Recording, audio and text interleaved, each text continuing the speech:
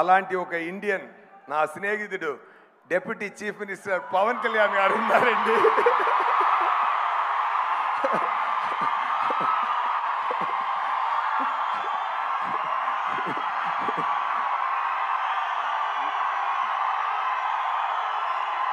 నేను ముందే చెప్పాను ఒక్కరోజు నేను చెప్తాను.